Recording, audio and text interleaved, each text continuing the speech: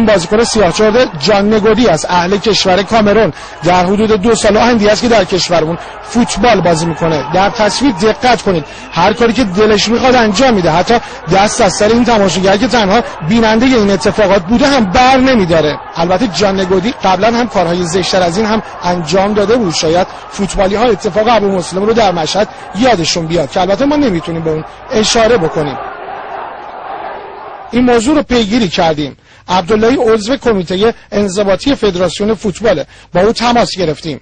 گزارشش نمی‌اومده، بازی هم ندیدیم. اون تو یقینا برخورد می‌کنیم. بله حتما. چون می‌دونید تیم پیام معلق بود دیگه. درسته.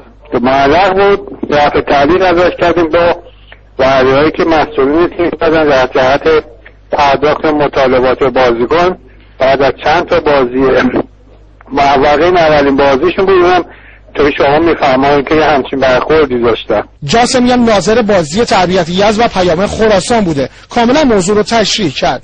یکی از همراهان تیم اونا پیام خراسان حمله کرد به داور، نیروی انتظامی جلوش گرفت و عرضه کشی و دادغال و اینا و بچه‌ای هم که اطراف داور بودن حمله کردن بچه‌ی اطراف.